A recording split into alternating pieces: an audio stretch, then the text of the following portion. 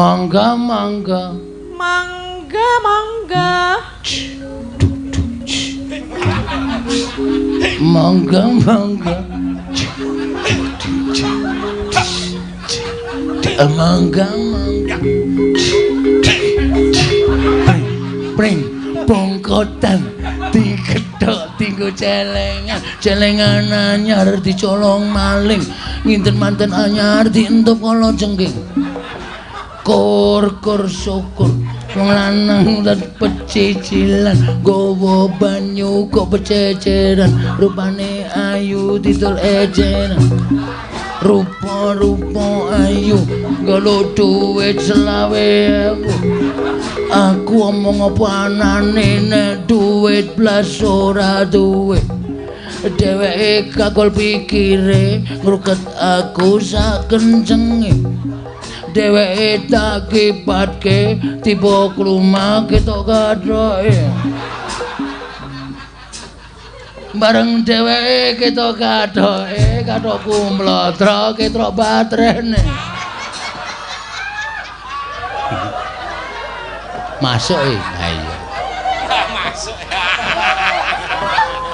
kuwi lagu apa iki wah kowe ora pengalaman kuwi iki lagu rap nek cara saiki lagu rap dujadu wow gubagu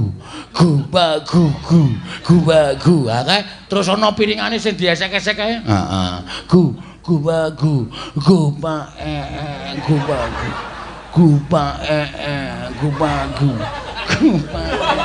jenesi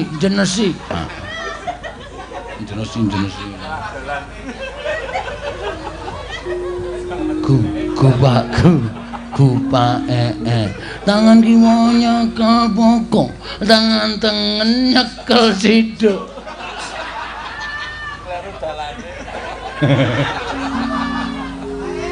iya ya aku mah nemokke nang nganu nang Instagram iku iya coba terus ketin Baleni saka ndi? Baleni saka ngarep lah saka baleni saka jejer apa piye lah ya salahe kok dadak nggo kupakku breng anggo ya seneng wis esuk ajar ngerep tin heeh piye le ngerep piye ayo ngono kuwi mau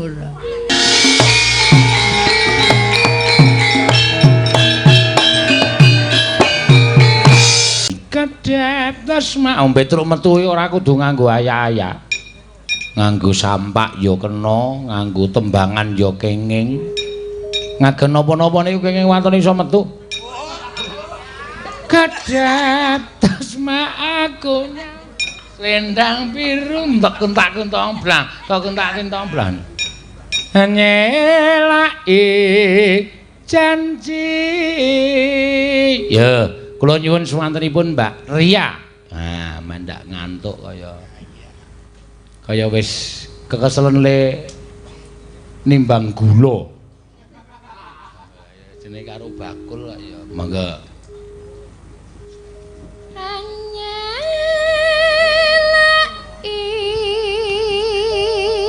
Janji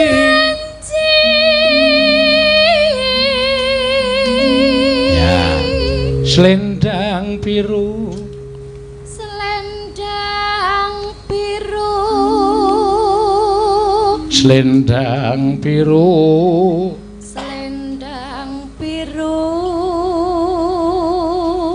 among enake ati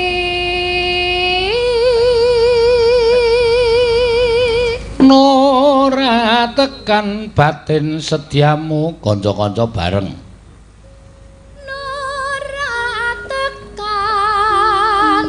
batin setiamu ya selendang biru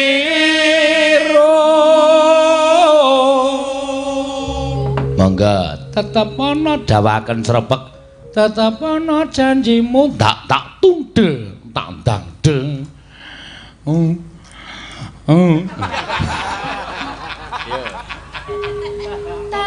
bener janjimu selendang biru. Oh, sing sayang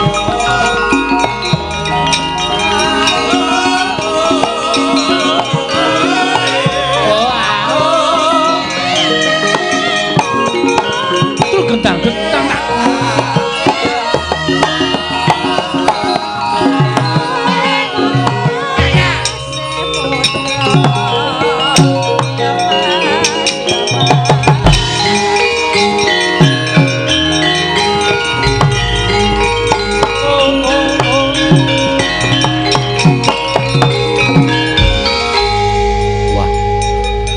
Gareng yang biasanya metune ming kedingklang-kedingklang kok dadak dikendangin terus gendang kaya marem-mareme kaya truk. Ha iya.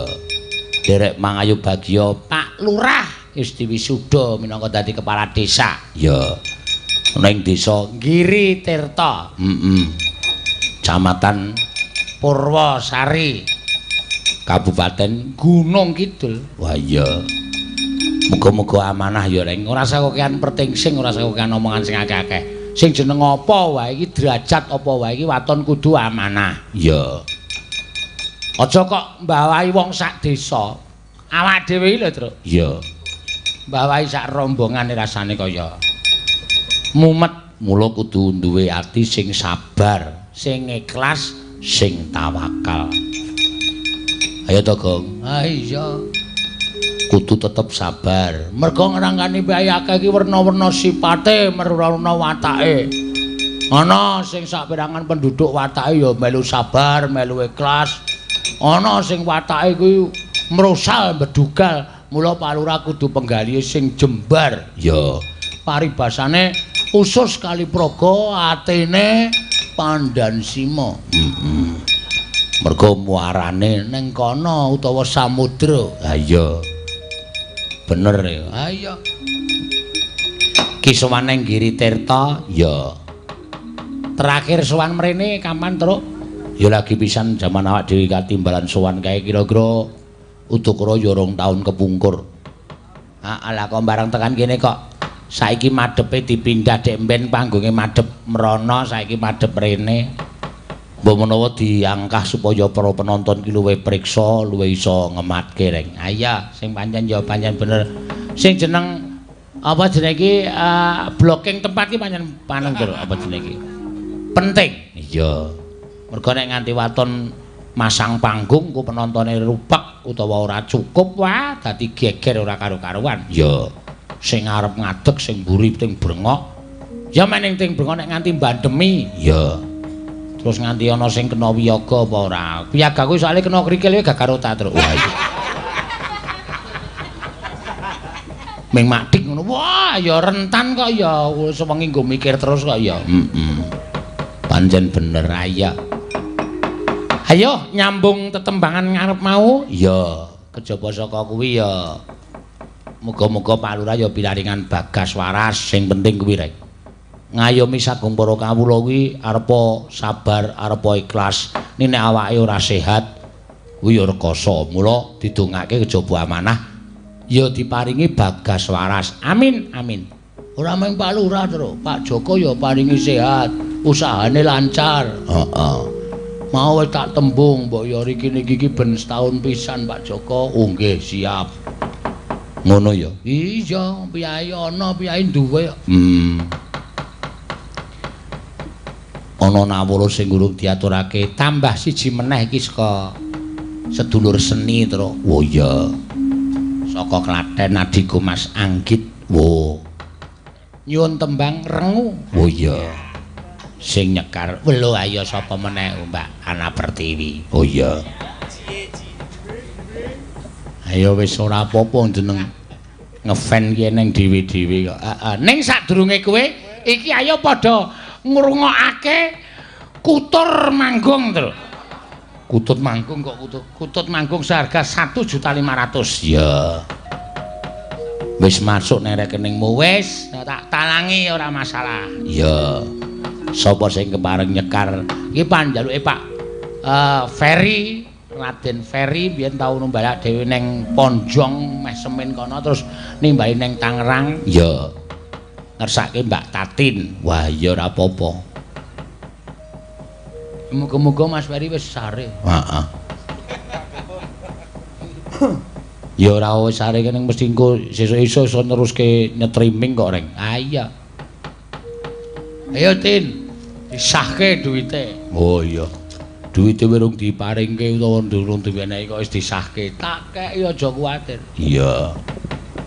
Utut manggung. Heeh. Cengkok Ibu Candra Lukita. Weh. Nang kene ana tulisane apa? Ana. Ya. Ya.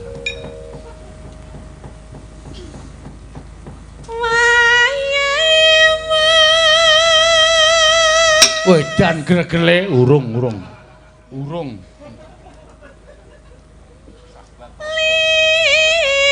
Lingsir.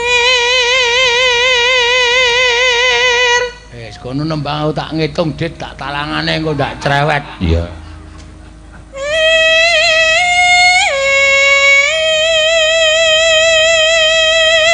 Wangi.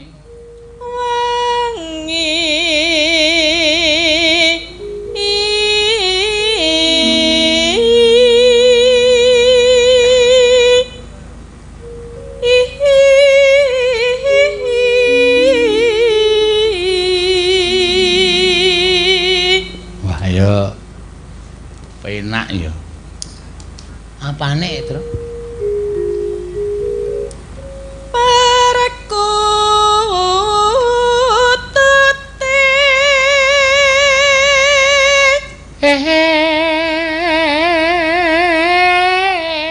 Ngono.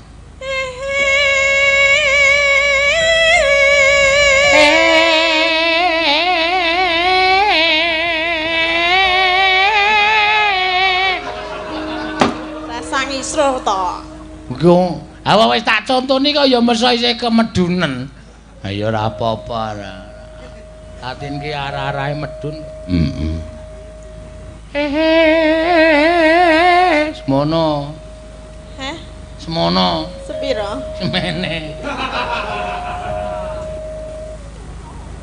Pasah diwarai ta aku wedi. Ya wis tak meneng wae. Ya. Oh mayang kok kon meneng wae. Malahane sak leran iki ngombe intunal terus turu sak kutut manggung. Arasa. Sepiro, Mas? Arasa.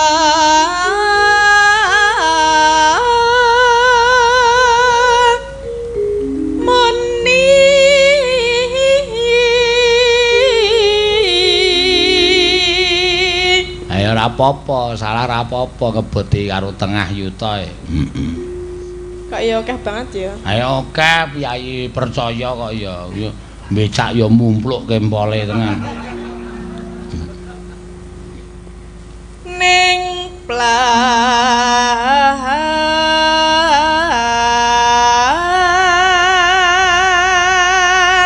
Raketang sesuk-esuk Pak Ferry suduk salira. Ngopo getun?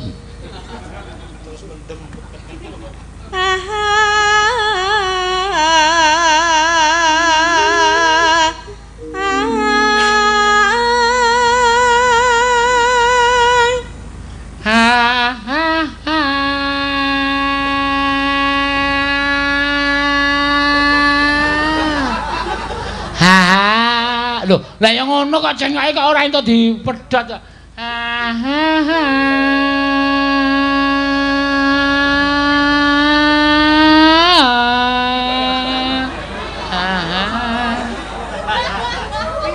Cengkok apa kuwi? Cengkok balapan motor.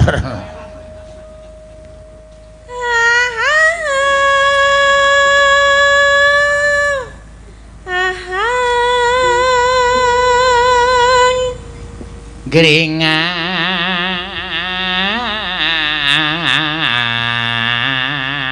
Ya. Keringan.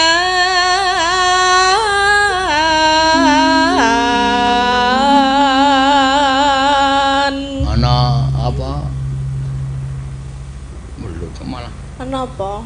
Iki iki ana susunan. Oh lho. Pak Ferry kirim foto wisan. Foto napa? Oh iki lho kaya nesu wonge iki. Lah piye ra sida? Sida. Ora apa-apa.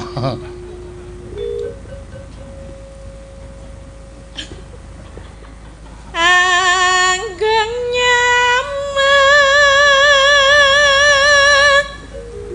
manas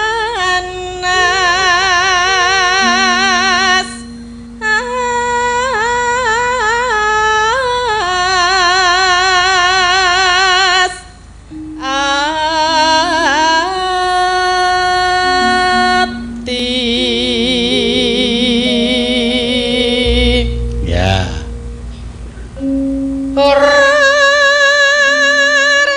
Waduh.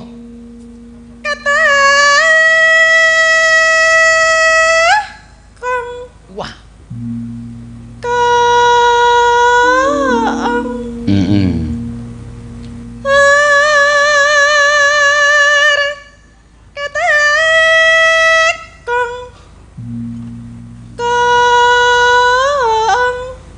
Ah ya, liyane kon manggung ora Tin? Manut. Ayo manggung ya gawe 100.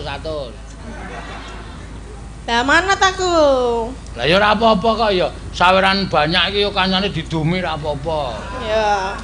Wis 100 ping 7 kowe isih keturunan 900. Lah engko ya gone. Ya gane rasa ngono kok.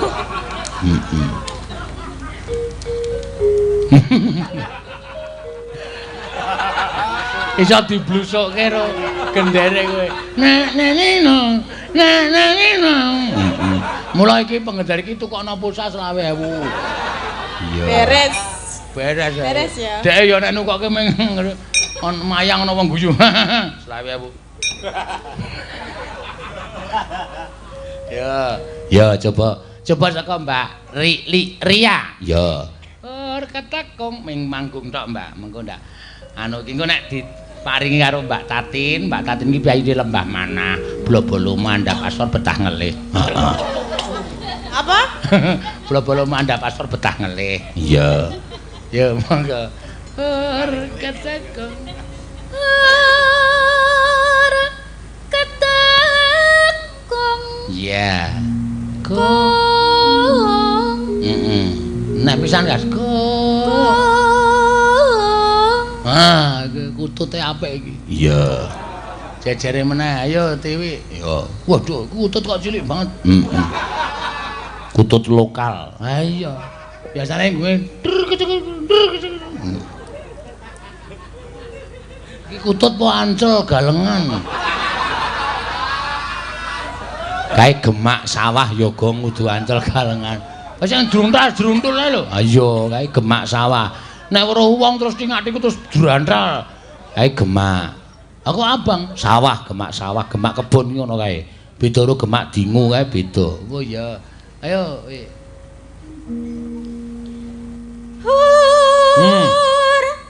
Ketekong. Aja gagas karo pawakan, anggunge malah wol. Kong. Nah, ta. Beda karo Mbak Ria iki awake lemu malah ming ketekong. Nek kowe seneng sing endi, Kong? Aku seneng sing lirih. Ketekong. Ya, nek dipetheti terus seru terus aku melayu. Waduh. Ah iya. Coba Ika, ayo Ika.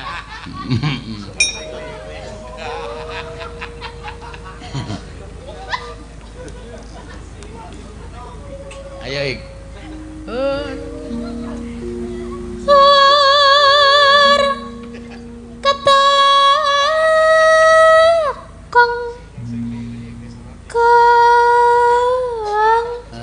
Apik iki ya ayo kutut Tanjung Sari kok. Ayo jejere kutut. Wah, iki kutut cenanangan mesti. Kok cenanangan? Iki nang kurungan mesti nglubuk ora karo-karoan kan. Nabraki kurungan. Ya wis ben ora. Yo, ayo sa. Hur ketekung Wo nyatane apik ngono kok ya. Heeh. Ayo ora apa-apa. Ah, iki ayo kliak sapa kutut saka Kebumen. Heeh. Hur ketekek. Hur ketekek. Ketekuk napa, Pak? Apa? Ketekuk. Hur ketekuk. Aduh. Ya. Hur ketekung.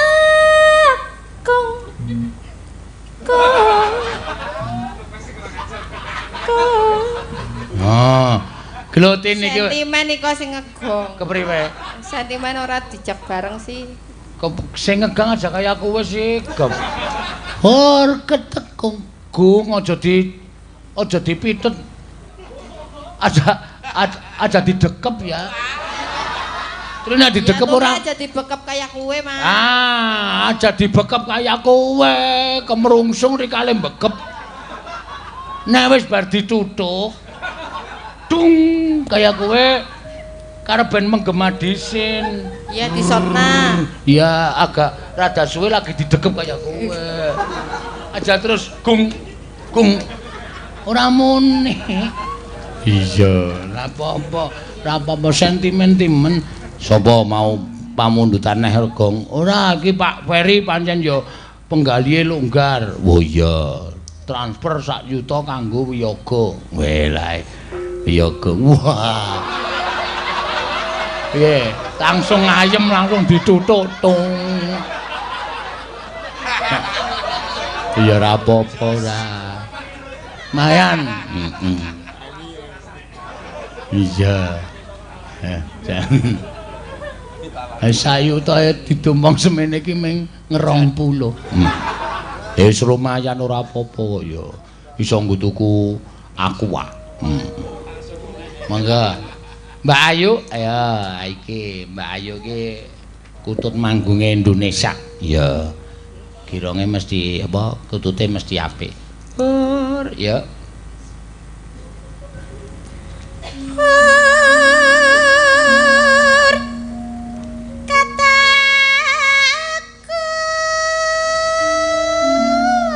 Wah, piye? Modar ora. Modar ora kowe. Iki kutut blesteran karo wong ngolet. Ha iya. Katakan. Sanampe tenan ora. Heeh. Kuwi engko nek wis nganu tambah meneh, Truk. Heeh. Katakan. Mergo arep ngeces. Iya. Yo sing terakhir iki. Ya. Kutut sing wis tuwa dhewe. Kuwi wis mbrodol saben dina iki.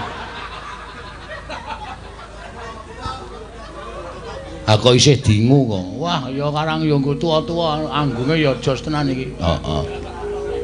Ya. Ayo, Pras.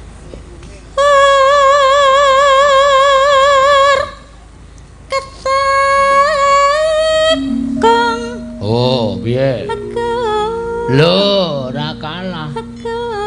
Wah, mana-mana.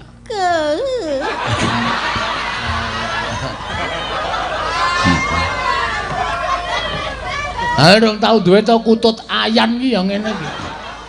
Iya. Sirahe munggah-munggah kae.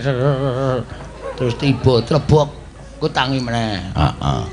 Ayo teruske Mbak Tatin. Saya. Iya. Antil lho rek kowe. Ayo. Antil lho kowe. Ora dislering-sleringe. Saya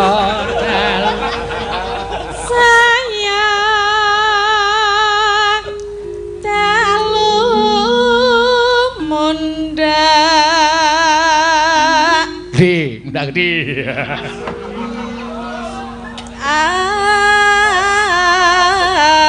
Asri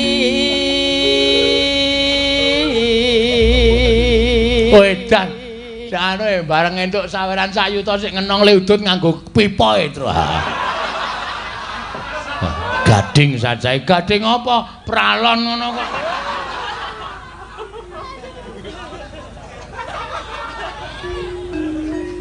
Pralon wis dienggo. Jijik kok.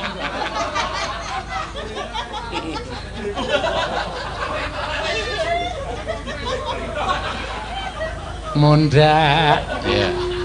Mangga mangga. Mangga mangga.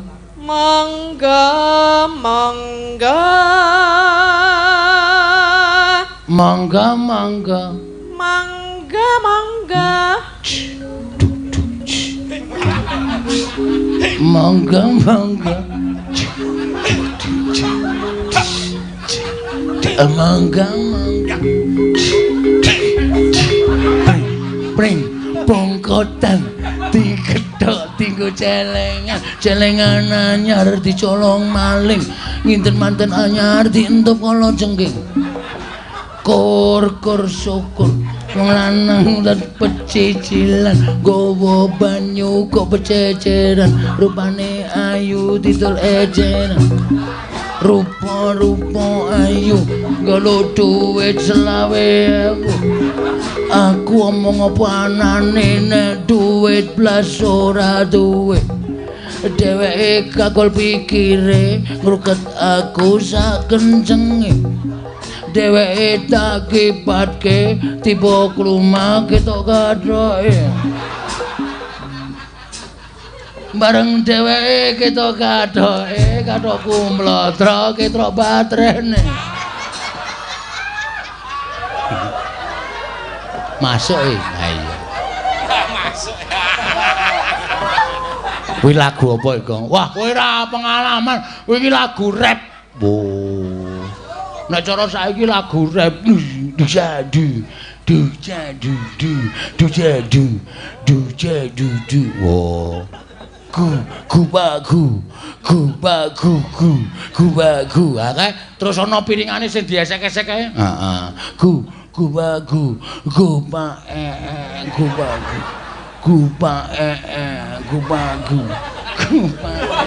Jenesi. Jenesi.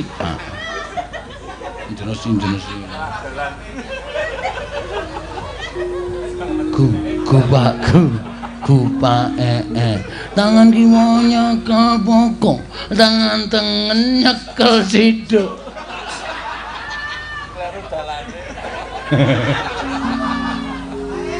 Iya ya. Aku mah nemokke nang anu nang Instagram iku. Iya. Iya coba terus ketin. Meleni sekanti. Ah baleni saka ngarep. Lah. Sekarang Apa ini saka jejer apa piye? lah ya salahe kok dadak nggo kupakku. Breng. Anggo ya seneng. Kowe sesuk ajar nge-rap tin. Heeh. Piye le ngarep piye? Ayo ngono kuwi mau. Alah mangga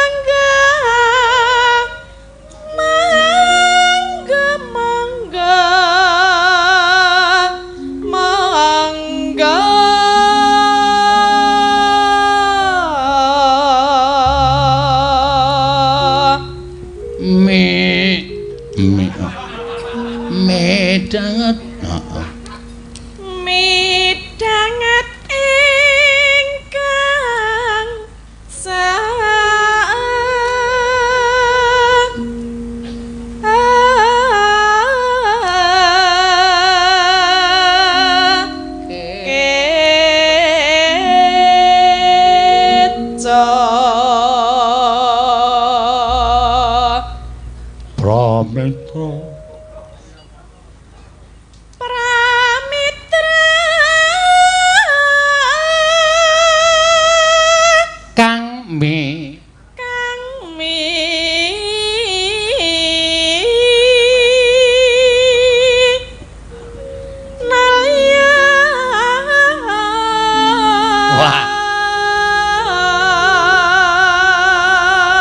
Ya. Utut manggung Banyumasan iki gerongane ngono kuwi. Sugeng rawuhipun para tamu. Ya, tibake reng. Ya, mat-matan truk. Wangi-wangi ya la bapak perkutute njaluk ngombe. Eo, awe eo. Heeh. Wangi-wangi ya la mas perkutute jaluk ngombe.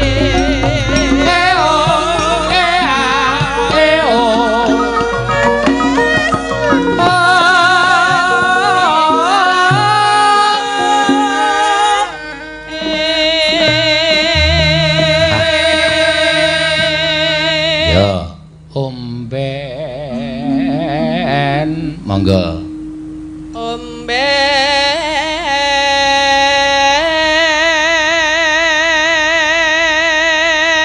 Nana.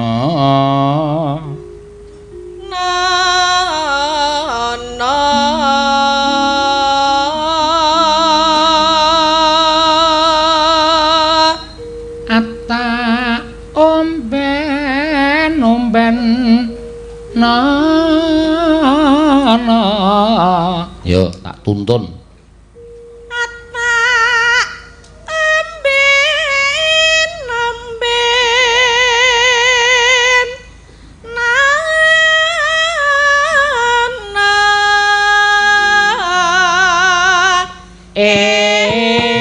Manuk kuwi doa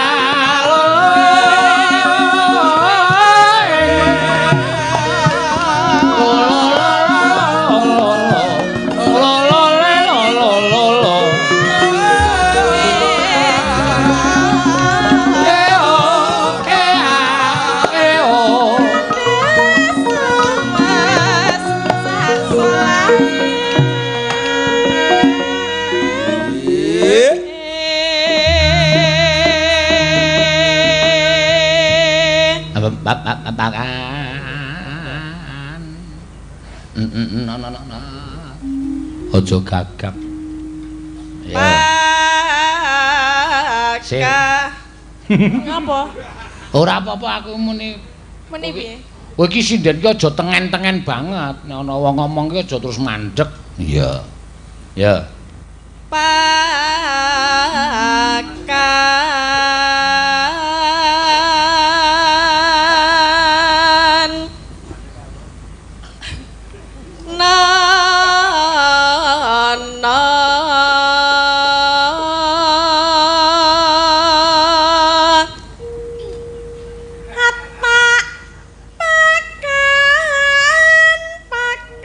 Pakan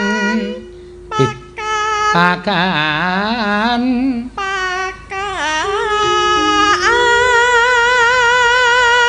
Nana.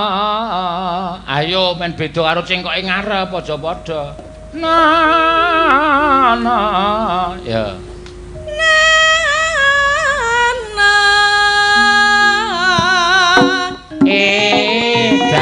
Dayo teko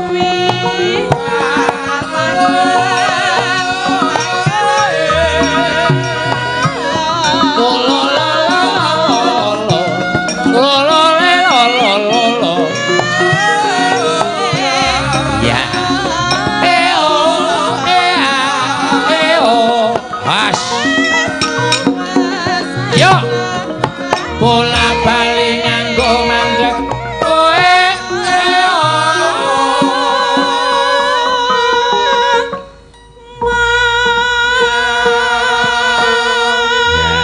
nah iki sing rada angel setitik neno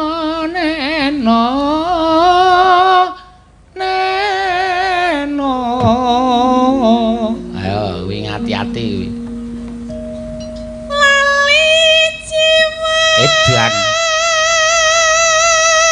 Apa sing edan? Lali jiwa ki mau? Turu ya. Turu. Lali jiwa kok turu, lali jiwa ya edan. Ya ora nek turu lali ra. Ora. Ora. Aku ora tau lali kok nek turu. Nek kelalen turu keren.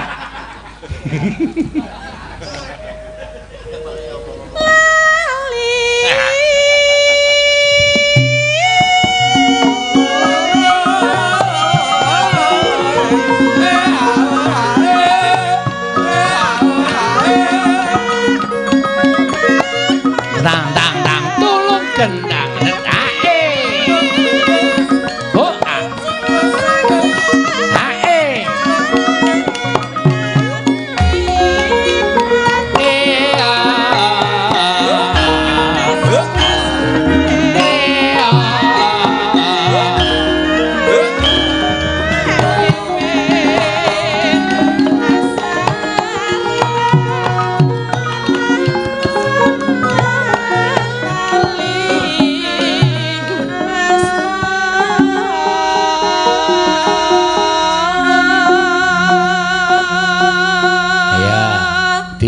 Kambati nganggo kaya nek bunyahni kae. Aduh. Lae wong bagus. Ngono, ya. Tekan nggon lae wong bagus, saiki ora mung aduh tok. Aduh. Lae wong bagus. Ayo, Din.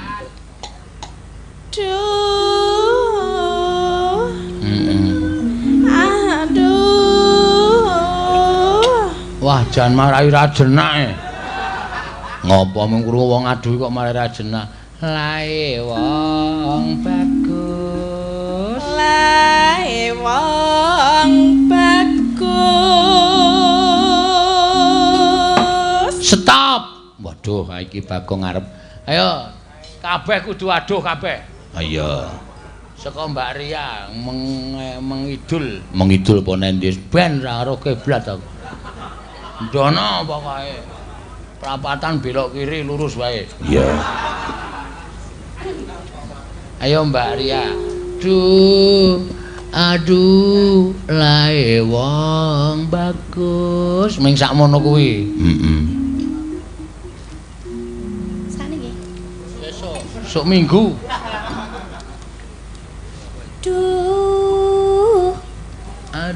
Aduh. Lae wong bagus. Wah, jantem aja. Ayo Wi, kowe ganti. Aduh. Ora seru liri wae. Engko, waduh. Ngono. Aduh. Gong ora ngisuh kok kowe. Ya meneh ya. Aduh, lae wong bagus. Ayo ganti Ika. Ya, wah kabeh iki ora pokoke engko nek dibagi mbok mimi obat, Pak.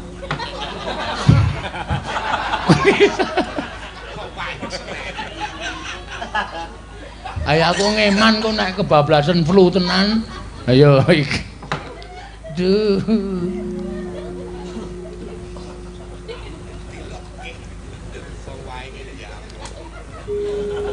Ayo nek aduh ora rong guyu. Marai ngegol-goli. Aduh kok, aduh. Ayo mangkel kok.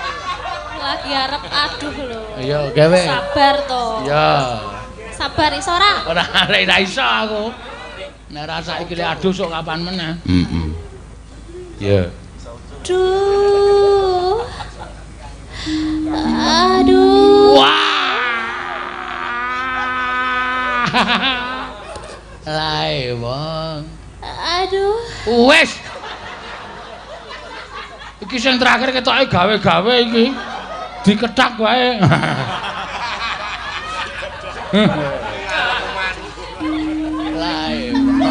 Lae wong bagus. Ya, ayo Elisa. Aduh. Aduh, ayo belajar mesra. Iya. Yo. Yo. Duh. Seron iki. Iya dong, Cie. Ayo. Cah ora ngerti. Aku wis cilaka to. Heeh. Kuwi nek ndek bojo Elisa iki marai tanggane do ngerti kabeh. Malam pertama metu saka kamar langsung enak tenang. Lae wong bagus ya.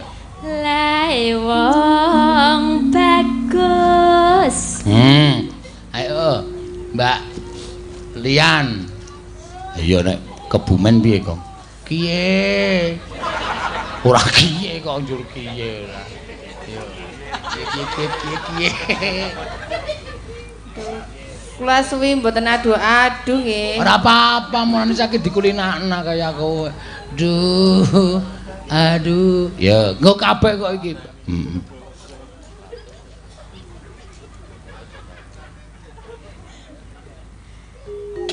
Aduh. Terus? Aduh. Lae wong. Lae wong bagus. Nah, gene iso ming adohe kok ora iso. Liwati siji, Mbak Ayu. Ayo.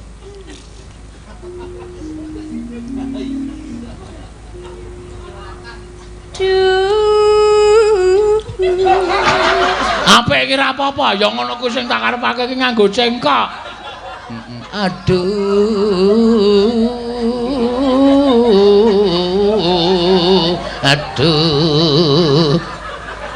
Wong seni kok. Heeh. Wong budaya iki ngono kuwi. Ayo. Dadi samun kaya wong ngajar nembang kae.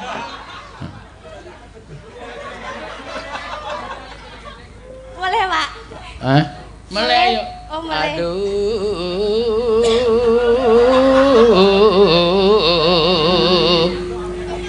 Aduh. Iya, ya ngono kuwi sing tak senengke.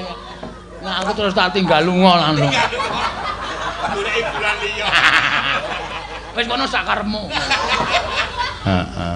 Jejere ya, iki sing iki apa isih adu? Ya isih.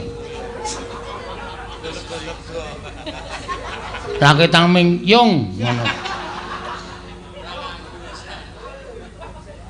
Aduh. Aduh. Oh, malah apik. Kok penak tenang. Nana. Yo, wi anu jetin. Yen tan waro setina kaya setahun. Ha, garing ngrampungke. Sah. Langsung wis tak etungke iki nya. Engko sinden-sinden tok wenehi pira terserah. Lah pira? Lah iki karo tengah yuta e. Maksude sindene dinehi pira? Tak sakarepmu kuwi hakmu kok nyelawi-nyelawi ya ora apa-apa. Yo, njlawe wae. Ming aduh kok. Piye? Ming aduh-aduh. Ya sakarepmu terserah kok. Iso aduh ki malah larang ya. Lah, Yo. raning mlincah kaya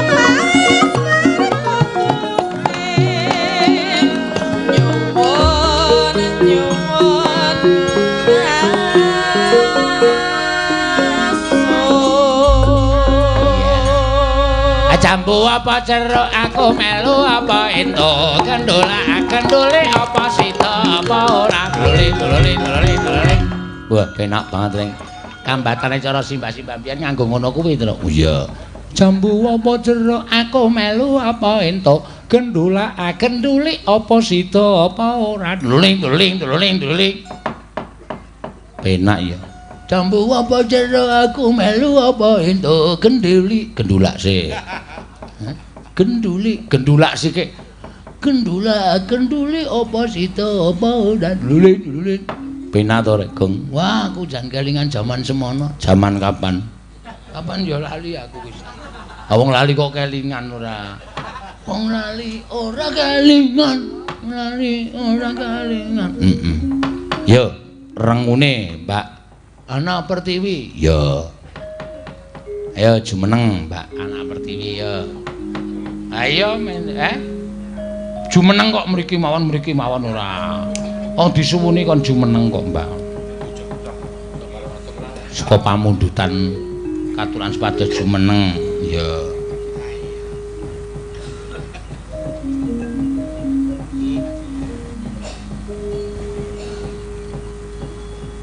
Mangke kados ancel galeng, Pak. Ora. Rasa keloro-loro meneh. Ancel galeng niku napa ta? Ancel galeng ki manuk gemak sawah kae. Drundal-drundul, tingak-tinguk, drundal-drundul. Mangga. Rengu diaturake. Ya, saka pamunan saka adikku Mas Anggit. Ya, saka Klaten. Wah, ayo streaming langsung. Streaming ki langsung apa streaming kok rekaman kowe iki aneh. Oh, ya nek ayo. Mangga memanise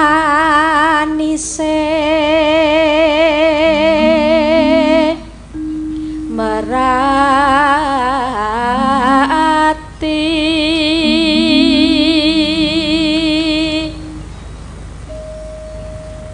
bacaane mung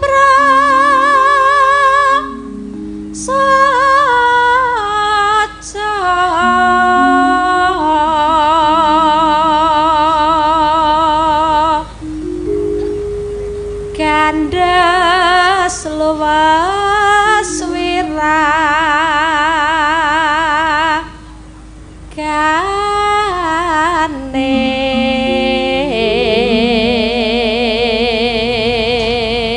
neno rina wengi montra tapan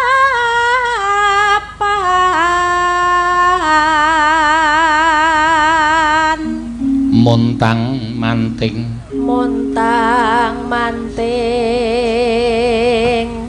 tanjena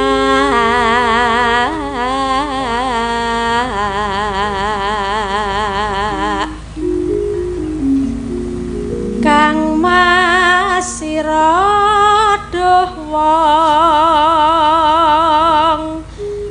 bagus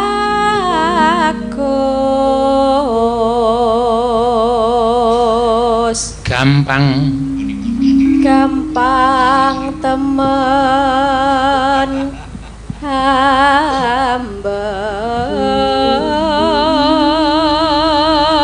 beda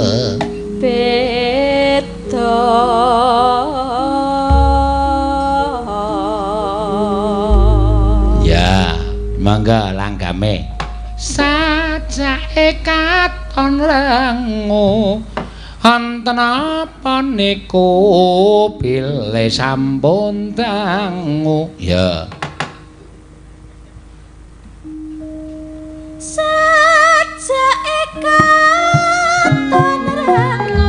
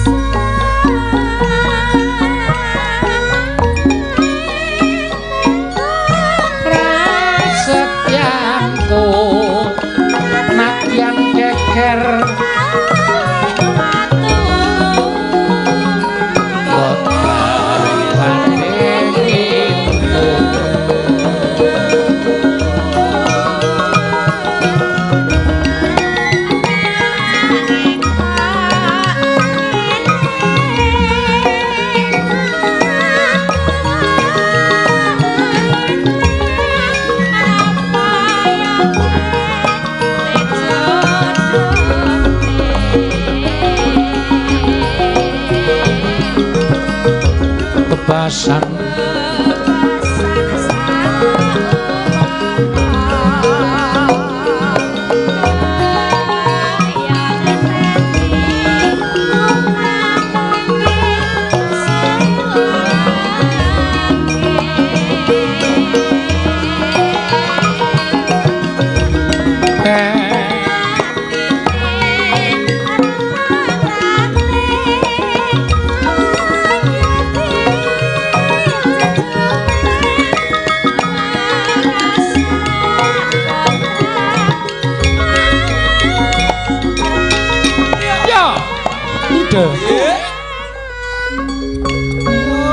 Ya.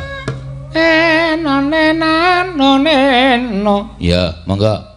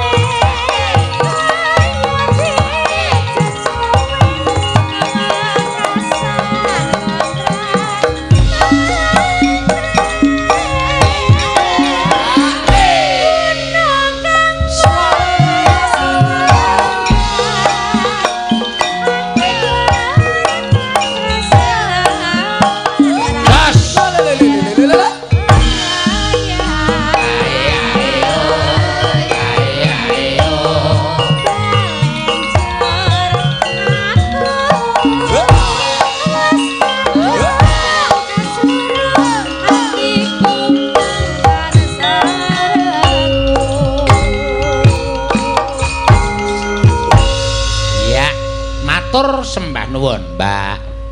Hana Pertiwi, ya sing kepareng ngaturake pamundutan. Truk. Kowe karo aku karo Gareng rak diutus Ndara Janaka to? Heeh. Kon goleki Ndara Gatotkaca, dengkulmu mlocot. Ngawur to. Anu, sawa maksude bapakne. Bapakne Ndara Gatotkaca, Ndara Werkudara. Ya. Kae bapak le ngerere karo Ndara Werkudara kok ndak dikur awak dhewe lirwa ing kewajiban. Ya melu-melu dijugarke le tapa Ndara Werkudara kok tapa sing digayuh apa? Ayo dukane mangko. Heeh ya Kang yo. Yo. Janing yaning nalaka kati langit ing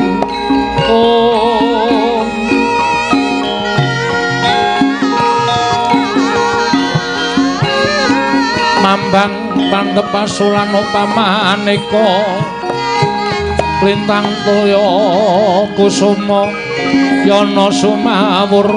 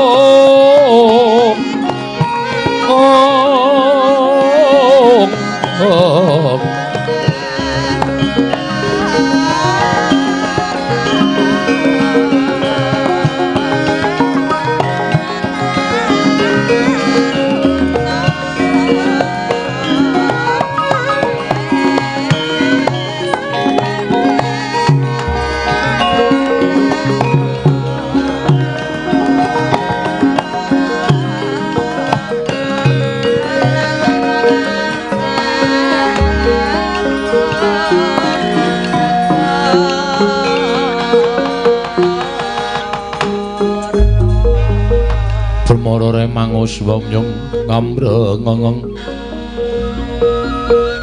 kati karunaning kaswase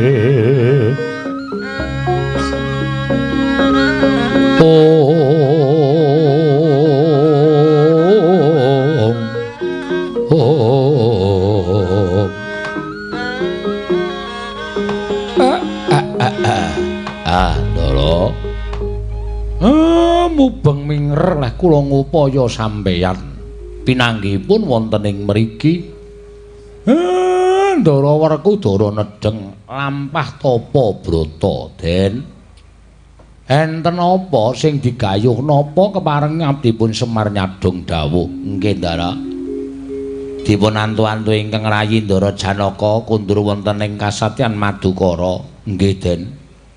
Mila kula aturi jugar anggenipun lampah tapa, monggo kula dherekaken kundur.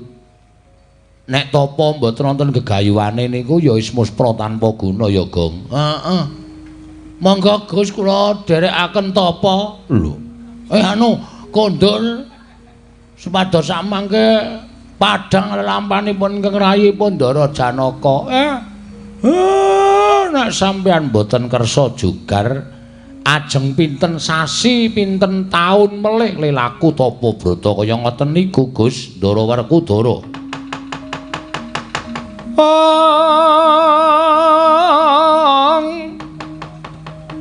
Pramara mangos wamya ngambrang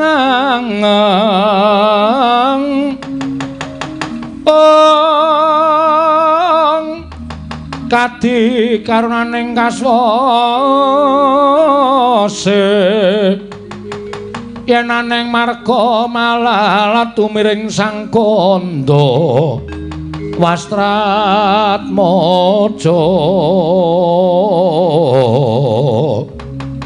long lalu mangulati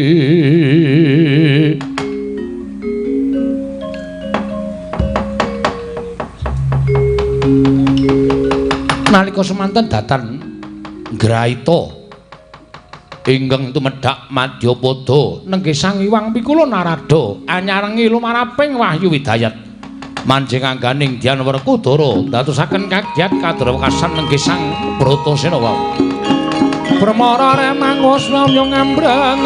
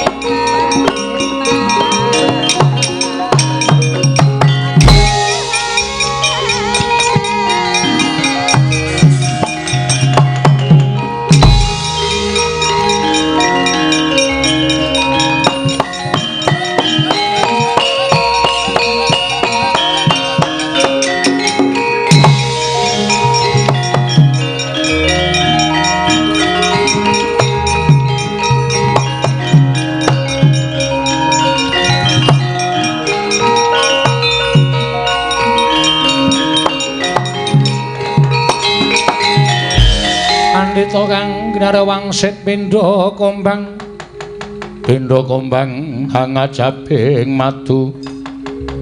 ngajaping madu sarining tawang susuh angin ngendi nggone merkencong warudayong pak pong Bu bolong kali codhe sapa sing gawe Werkudara aja kaget ulun ingkang prapta perpikawan jeneng kita nggone laku tapa brata Jugara ya nggih Jogara nggon kita laku tapa brata sayektine apa ingkang kita jangka wis kasembadan tumedhaking Wahyu Widayat wis manjing angganing kita kula Bratasena nanging kita kudu ngerti kepacuh ingkang ora kena diterjang ya kuwi kita ora kena caketan kalawan sawijining wanita nadyan kuwi garwanira piyambak dhewe ora kena caketan kalawan wanita suwene 40 dina 40 bengi lamun kita nerak pacak terajang perbatang aja nganti ngluputake marang panguwasaning para dewa yen ta wahyu oncat saka angga kita kulup Werkudara Jogara nggon kita semedi ngger dewa wis matedhake anugrahan tumrap jeneng kita kulup Bratasena ngger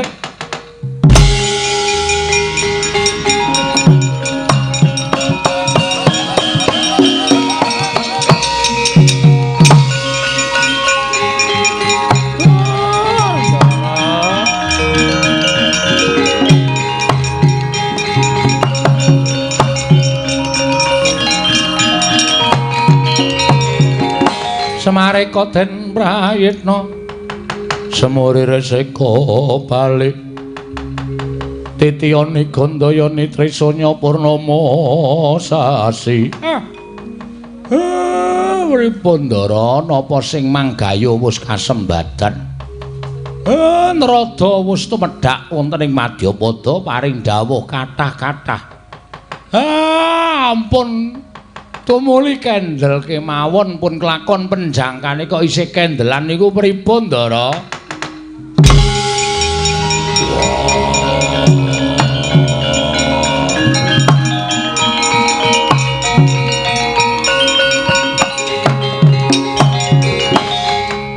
Dipol kula wonten dawuh lha kok dadi kuwi tekan kene diutus supados ngupaya tindakipun Ndara Werkudara wah nadyan jroning nglakoni tapa brata nanging cetha ngendikane Narada kakekku ing wis paring dawuh kelawan aku Syukur Den jebul sampeyan nglakoni tapa menika duwe penjangka.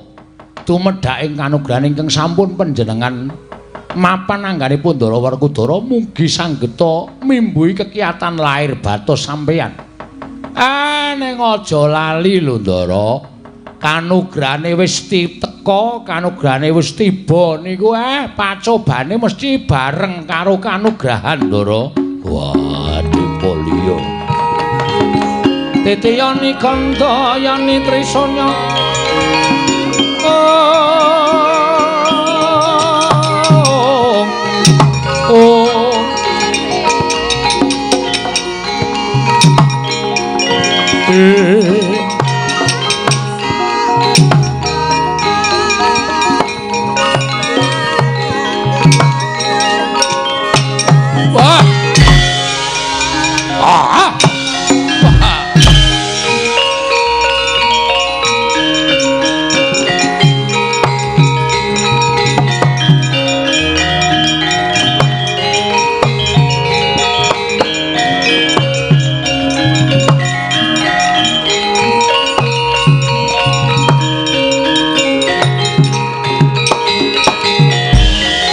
Jangkan sing langit kelap-kelap katon lir kincanging aris risang mawe gandrung sabaran katulu wukir moyak mayik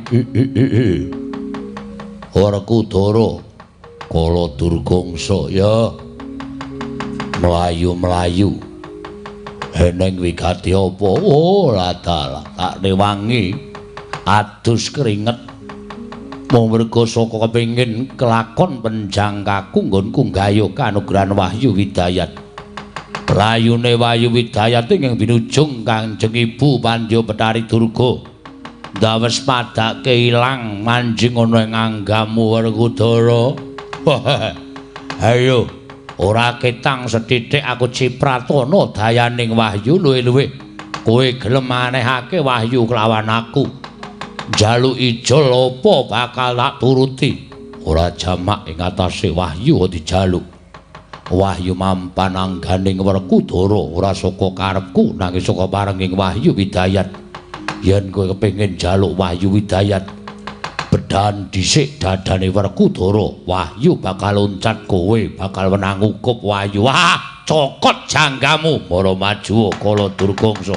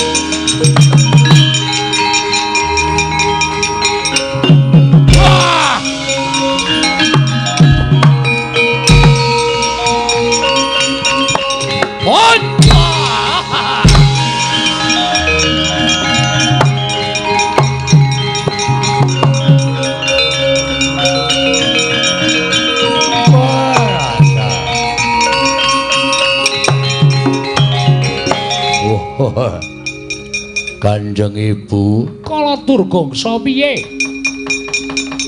Mboten ana menawi Wahyu Widayat mapan angganipun Werkudara. Kula suwun mboten dipun paringaken. Kula ayun-ayunan yudha kaliyan pun Werkudara nanging sepinten kekiyatan kula. Mboten monggo pulya mengsah Werkudara Ibu, kula nyuwun senjata pitulung. Tumbak kenceng petopat Werkudara banggamu sepira ya tandingana mbok nikala durgangsa Werkudara.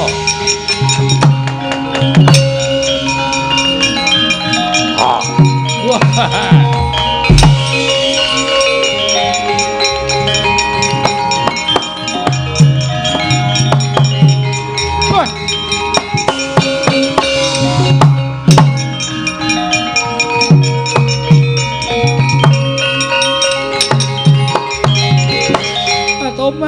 Senopati iki kaya Kakang Semar. Iya. Bekti kula Kakang. Ah, tak tampa Durga arep ngopo? Oh, ya ini kok kekablak. Kowe arep ngopo? Bantu kalian anak kula kala Durgangsa. Nggone kepengin kedulungan Wayu Wawi Widayat. Nyatanipun mapanangganipun Werkudara badhe kula suwun Lah nek kowe mbelani anakmu, aku mbelani bendaraku. Nek kowe arep njaluk Wahyu Widayat sing wis mapanangganing Ndara Werkudara. Langka ana dhisik batange Semar Badranaya. Patobat kula mboten wantun nek ora wani bali. Wangsul pitus pundi Kakang? Ah bali ora bali mungsuhmu aku wae. Nggih Kakang, nggih.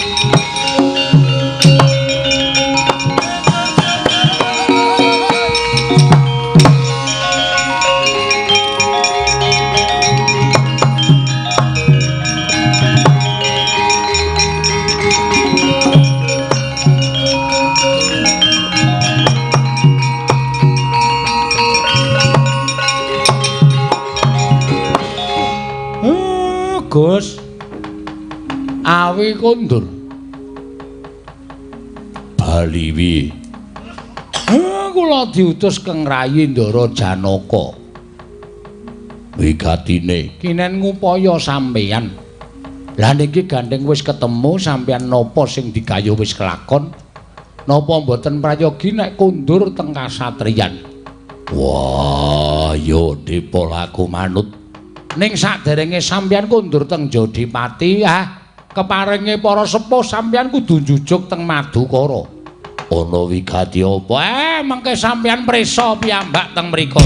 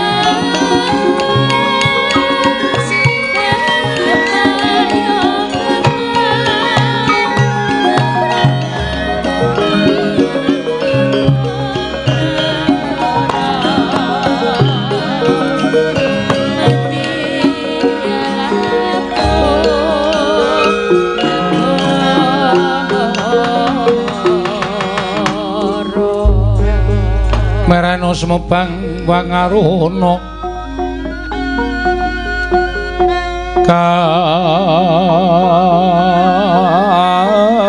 kadinetraning uga rapuh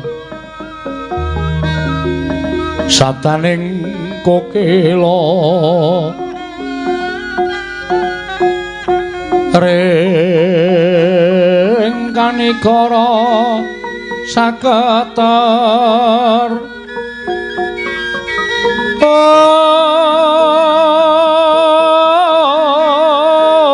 kene donga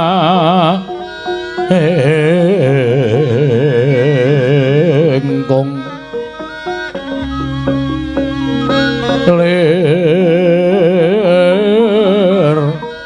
bawa sing pene panca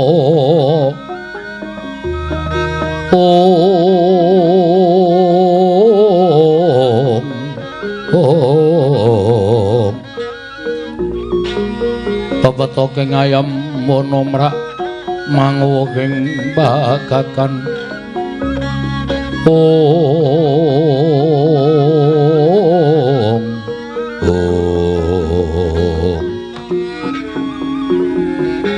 Jlampruk jumbuhake kelawan atur Semar nggone utus supaya goleki lawan aku nggonku nglakoni tapa brata dina samengko kadangmu aku wis tekan oleh Madukara apa wigatine Koko Prabu kados pundi Yayi Arjuna tumuli prasaja kelawan kadangmu manenggak apa ingkang dadi kekarepaning Siadi kelawan garwamu iya Janaka kuwi luwih prayoga Gusti jane kowe iki nendi Werkudara wah dudu perkaramu aku nendi sing wigati lungaku ora mung nuruti karo krenteking ati nggonku rupyan sarta seneng-seneng napakake kamulyane anak putu lho napakake kamulyane anak putu tegese aku nggayuh kanugrahan syukur Yayi yen to pancen kaya mengkono tegese lungane Siadi saka Jodipati mau ora mung lunga nuruti kelawan kekarepaning ati ingkang tundhone ora ana bebathene wah iya Kakang Mas mugi andadosna ing kawuningan dinten sakmangke sampun anyaketi miwah sampun titi mangsa kala anekani anggenipun ingkang rayi nggadahi inggih menika anggen kula badhe anyirami dhateng Yayi Wara Sembadra ingkang sampun ndungkap Sabta Candra supados sakmangke jejabang sageta lair kanthi rancak niring sambikala syukur yen to pancen mengkono aku melu seneng namung mugi andadosna ing kawuningan Kakang Mas yo piye mboten lega raosipun Wara Sembadra nalika semanten munjuk atur kelawan ingkang rayi bilih tata upacara siraman ingkang badhe kula lampahi wonten ing Madukara menika keparingipun ingkang rayipun Wara Sembadra sanes kula ingkang kedah anyirami dhateng anak kula ingkang kinandhut dening pun Wara Sembadra nanging panyuwunipun jejabang namung paduka Kakang Mas ingkang kedah nyirami upacara siramanipun Wara Sembadra Kakang Mas Pramara mangos wamyong ambrang kati karunaning kaswase dosang gondo astrat mojo leng-leng lalu mangulati surya mangrangsang tumaratap penggalih sang Werkudara Dupi medhanget aturipun ingkang rayi Panengah Pandhawa Raden Pamadya bilih Yayi Wara Sembadra kinenanyi rami ingkang loka ing Jodipati nalika semanten emut pitungkasipun ingkang pikula narada bilih sawetawis sang Werkudara anggenipun sus pikantuk kanugrahan wahyu widayat boten kenging caketan kan wanita parandening mangke wonten pamothaipun ingkang rayi Yayi Wara Sembadra bilih sang Werkudara kinenanyi rami ingkang rayi sang loro ireng mila kodheng sutaning galih amung gereng-gereng datan mobah datan musik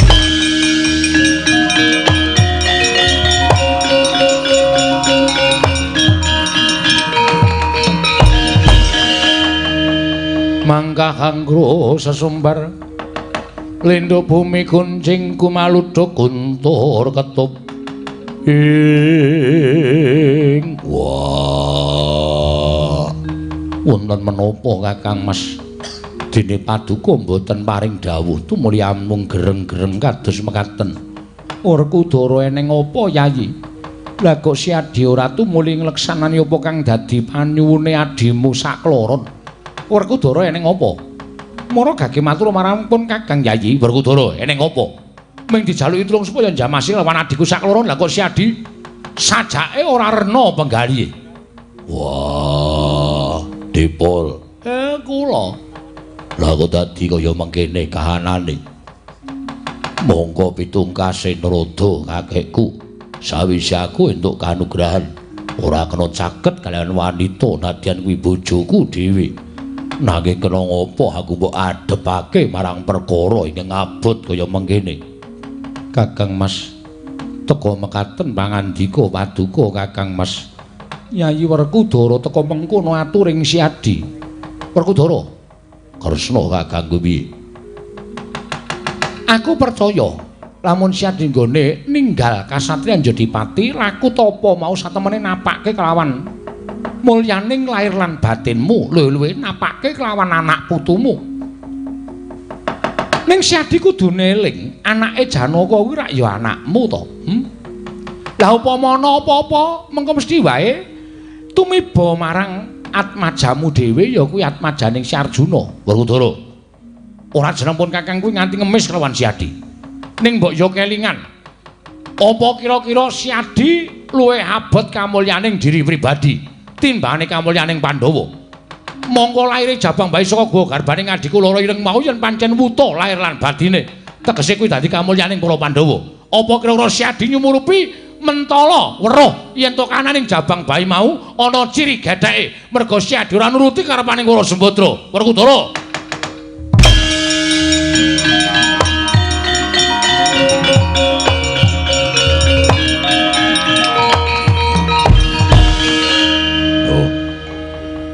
Jlamprung. Kakang Mas wonten dawuh. Bandadewa. Ana apa Yayi? Kresna Baladewa. Apa Dimas? Piye Werkudara? Apa menjaluke Wara Sembadra bakal tak turuti. Ngaturaken panuwun ingkang tanpa pepindhan dene paduka Kakang Mas kepareng nuruti pamuthaipun ngrahipun lara ireng. Ning aku njaluk disekseni. Disekseni perkara apa Werkudara? Aku nyirami karo Sembadra. Janaka tak jaluk ikhlas lahir batine. Ikhlas perkawis menapa? Sesuk jabang bayi iki yen lair. Wah.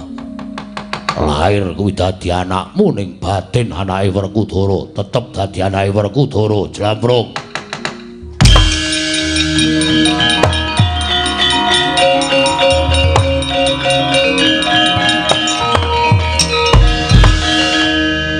Koko Prabu kados pundi?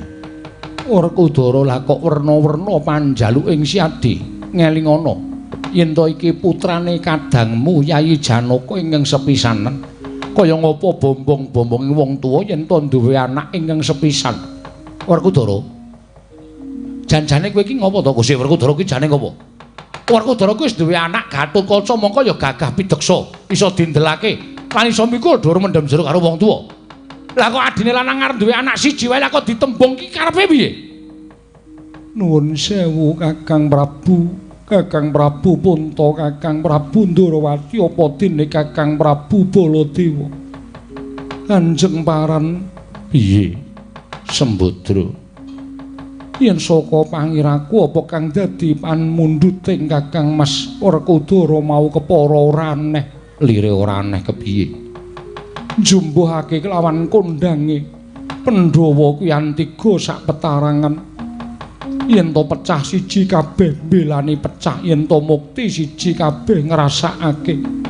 Turta wis kondang kaluka yen to anake Janaka ya anake Werkudara putraning Kaka Prabu Punta kuwi ya putramu. Semono uga putraning Kakang Mas Jodipati kuwi ya putramu ora keliya. Yen wing perkara kaya ngono wae padha dianggo gejegan banjur apa ya klakon pangarep-areping atiku nggonku iso disirami dening Kakang Panenggak. Banjur keparengi Nyai Wara Sembadra. Mbah ya wis ora apa-apa wong nyatane. Upama anak iki sesuk lair winengku putra dening Kakang Panenggak. Kanjeng Paran ya isih iso nyawang tur ya isih iso ngudang kaya ngono kok dianggo perkara to Kanjeng Paran.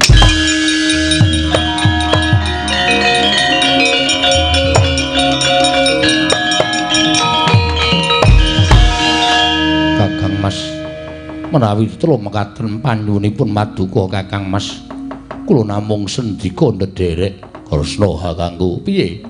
Baladewa, ya piye? Dadi paseksen yen bocah iki sesuk lair lanang, aku sing bakal mengko anak sarta tak anggap dadi anakku dhewe. Lan batin tetep anake Werkudara. Ya, wis Werkudara sakaremu. Ya, Werkudara sakaremu. Wah, Brintik. Ana dawuh apa Kakang Jodipati? Ayo, tak kanthi ana ing mburi tak sirami supaya ndang gancar nggon mung lairake jabang bayi.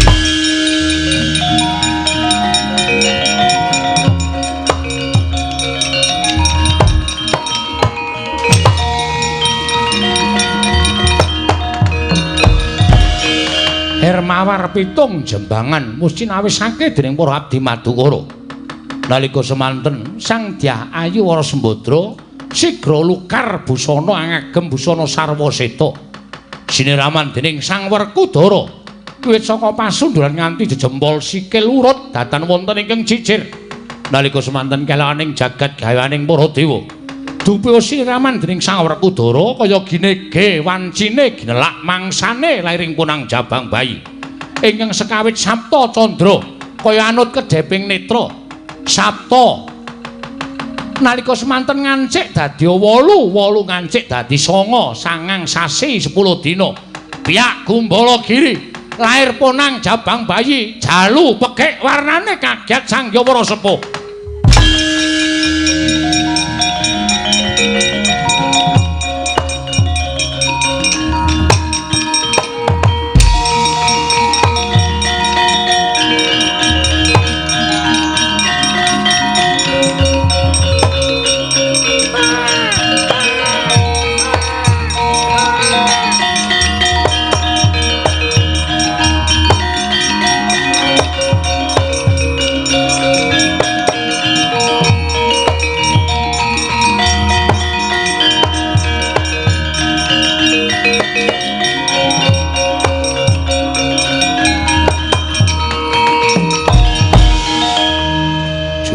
Apa sing tak kandhake mbok menawa wis dadi keparenging Jawata Dewa wis krungu harus sumpahe Werkudara bayi lair saka garbaning Brintik wujude lanang. Wah, jlamprung Puntadewa Kresna Baladewa aja padha kogel kagelan atine bocah iki tetep dadi anake Werkudara.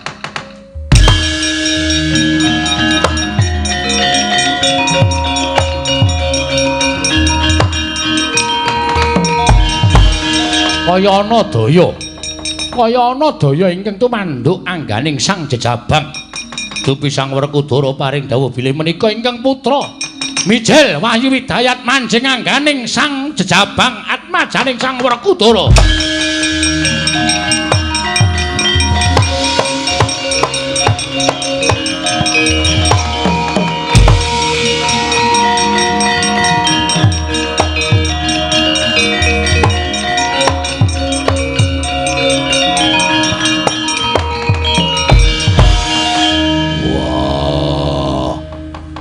Bener apa sing tak kandhake? Ndak rewangi nuku pirang-pirang sasi nggonku tapa ning tengahing alas. Aku entuk kanugrahan nanging tinemune bareng aku ngucap yen to bocah iki dadi anakku. Jumbuh karo apa sing ndak rasa sarta ingkang ndak lakoni sarta tak prihatinake ya kuwi anak putuku. Wayu manjing angganing bocah iki. Mula seksen ana jagat saisine. Gandeng iki anakku. Ndak paringi pusaka asma Raden Bimanyu, ya Raden Bima Manyu.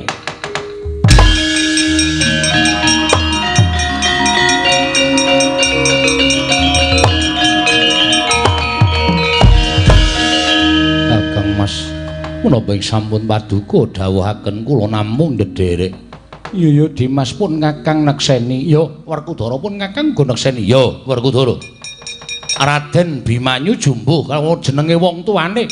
Ya kuwi Raden Bima. Wah, ya Kula nuwun kula ingkang sowan kula nuwun.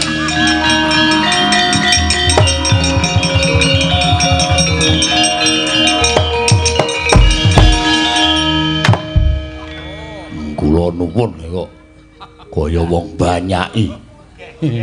Ngapunten to, Den. Ana apa, Petruk? Matur Ndara Janaka. Putrane sinten iki? Anakku, Petruk, anakku. Ya wis ora sarebutan. Anake sapa? Anakku. Kok kaya Ndara Janaka? Iki lair saka garbaning Sembadra Petruk. Wah, juragan anyar. Lah ndelok Pasuryane le kaya ngono kuwi sok umur 2 taun wis iso ngidoni aku pisan. Kaya le Gianas bagus ning wah. Namine Bimanyu, Bima Manyu. Iya. Petruk eneng apa? Matur Ndara Janaka. Ana wigati apa? Jawi geger eneng apa? Nalindring Plangkawati Prabu Jaya Murcita nguwuh kepengin garwa ingkang garwa inggih menika pun Daiwara Sembadra. Wah, Petruk metu jaba.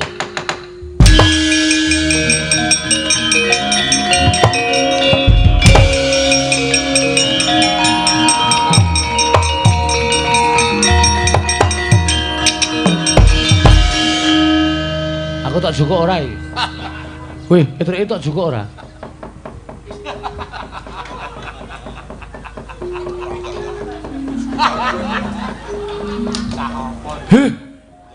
Aku ki mbayar apa saya?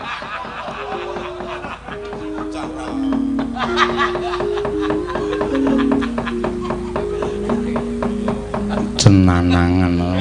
Cenanangan.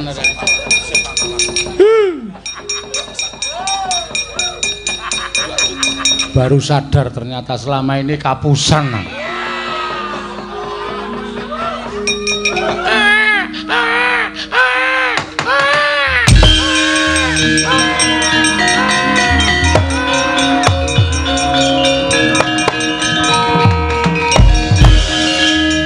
Sembadra ning apa?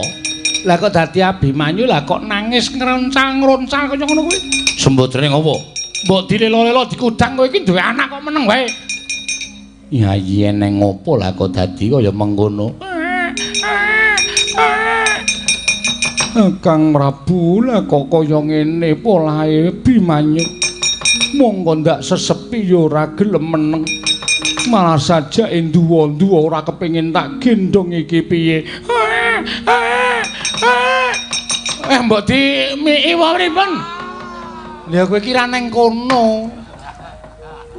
Neng kono sak penake dhewe ora. Mar. Lunga kowe iki wong tuwa matamu kuwi. Sorry ya, Pak. Sorry jonggolmu mlocot. Petruk dalem. Coba Bimanyu kuwi gendongen ning ati-ati lho, nggih. Susulna Werkudara nggone perang kae Petruk. Oh, nggih. Lah mangke nek keneng panah ora apa-apa, oh nggih. Nun sewu. Yo.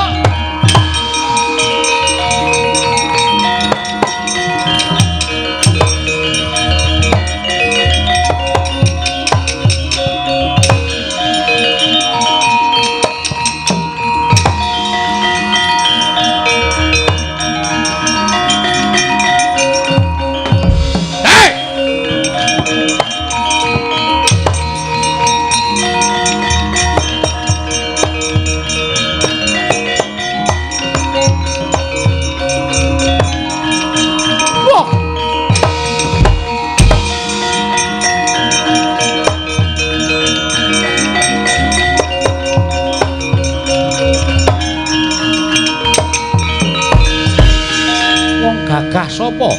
Werkudara wis apa? Nalindring Plangkawati Prabu Jaya Murcita. Wah, ora melek mripatmu ayonake Wara Sembadra. Apa jagat kurang wong wadon? Entuk ora? Ora entuk. Mati dening aku. Mati kowe. Out. Ayo, gagal kaya ngopo? Mati kowe. Kamu.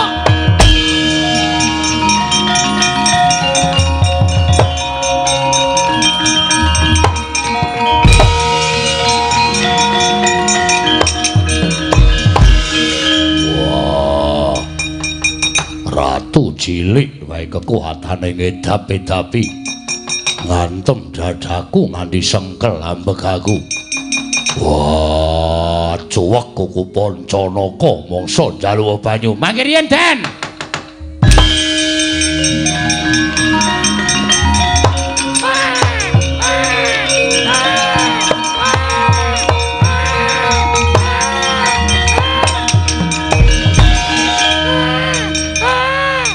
Mangke riyen, Den.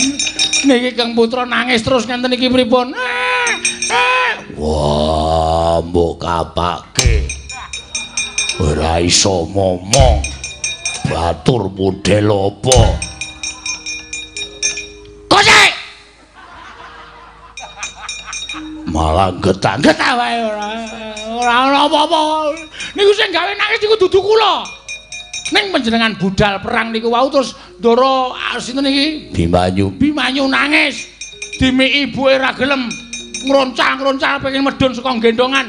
Terus sinuwun Darawati dawuh kali kula, "Petruk, Bimanyu gawanen susulna bapakne maju perang." Bapakne sapa?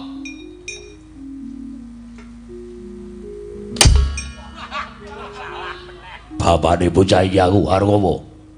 Mboten napa-napa. Namung ken nyusulke niki ken gendong sampeyan.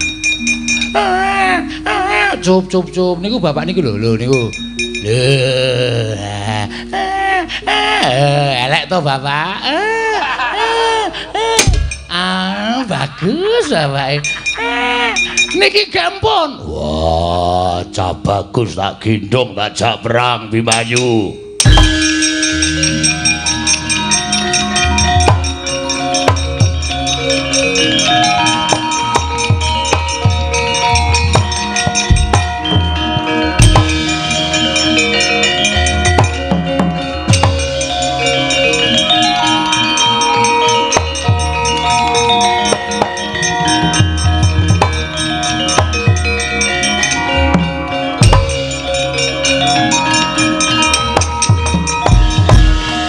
Gendong dening Sang Werkudara nalika semanten kalaning jagat gawaning para dewa. Dupi den gendong dening Sang Werkudara, grayah-grayah Sang Abimanyu. Ngupaya papan pernaing wujuding ibu ingkang nyesepi dhateng Kang Putra. Dupi nyandak payudaraning Sang Werkudara. Sigra den sesep dening Sang Abimanyu.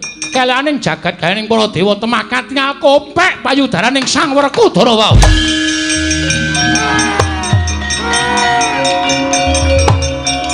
Loh. Kok dadi mlentrong semua? Wela putrane bareng nesep, bapakne kok anteng. Duh. Wedian mempeng tenan. Kula tumbaske BH. Gah.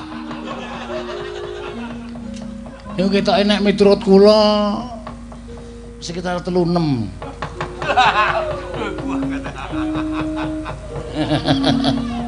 Edan. Wah, wangun ya terus. Jaluk sing siji. Gah. Ardi jaluk ora. Meneng to ora Abimanyu. Wah, minggiro Petruk, bocah tak jahe perang. Nggih, ngatos-atos Ndara.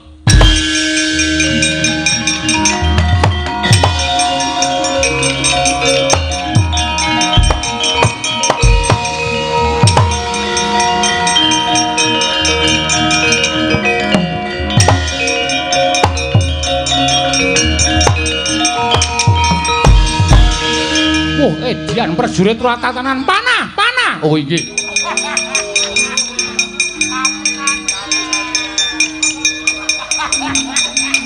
Lah guguk karepe dhewe prajurit Plongkowati ora tau ngematke lakon. Mati dening aku kowe Werkudara.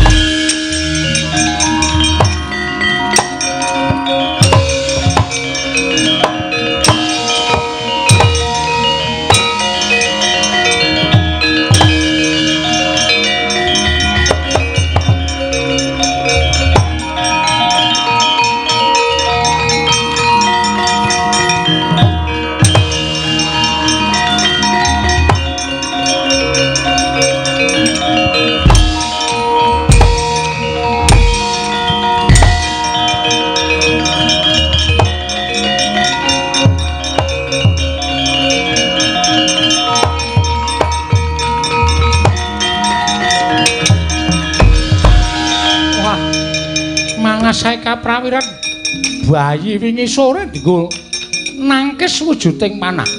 Nek bocahe mati, wah anak Werkudara. Tak nggo nampel panah babak kulite tak buang kalen.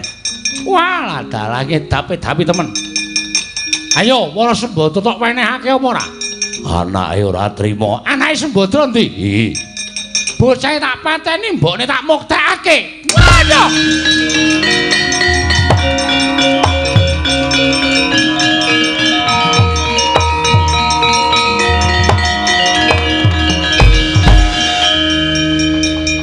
Gempung Sang Werkudara nalika semanten datane nget bilengkeng dipun obat-abitaken tanolian kejawi amung Sang Abimanyu parandene keparenging Jawata eling-eling turasing satriya digdaya mestaka dendu lan mestakaning Sang Prabu Jayamurcita parandene mestakaning Sang Prabu Jayamurcita pecah dadi sewalang-walang sirna margalayu manjing angganing Sang Abimanyu.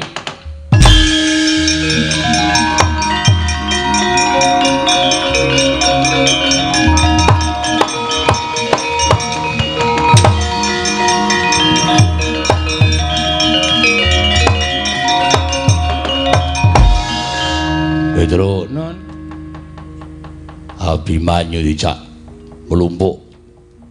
Melumpuk teng ndi? Pos Rondo. Wah, tas-tas wae to. Ha wis jeneng wong yang ngenten iki nek nyambut gawe karo ngantuk iki sak omong-omongane. Wadake anakku apa anak satriya ning Pos Rondo. Cuket wae. Lambe kok diloloi kuku ora. Ora kowe. Oke, lah sampean Ngresiki Wadyabala. lho, sapune Nggo nyapu raimu. wah wis wegah aku nek carane ngene iki wis asli aku wis. Wis ora arep metro aku wis. Buat-buat wae ora. Salahe kok aneh-aneh metu barang wis kaya aku ngene iki tengok-tengok. Ndelok wayang nampa bayar. Kepenak. Wah, prajurit Plongkowati sapa sing ora trima?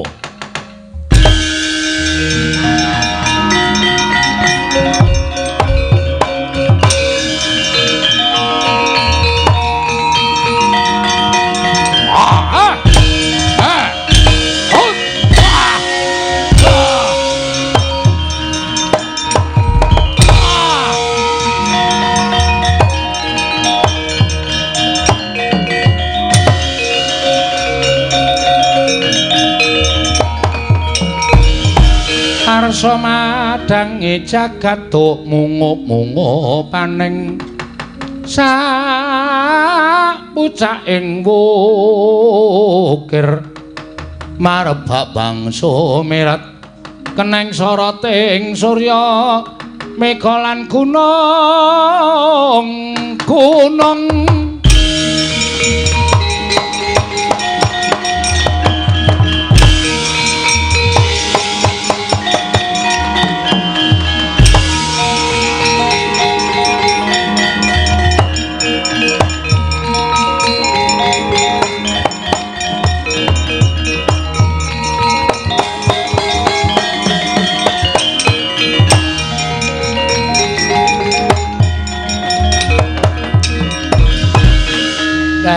Panjen sampeyan iku priyayi titis kaya ngerti dhateng lakon ingkang badhe kelampah. Yo. Nadyan sampeyan rewangi tapa brata ngupaya Iki menika kanugrahan napake kamulyan dhateng putra wayah ning jebul dewa niku adil.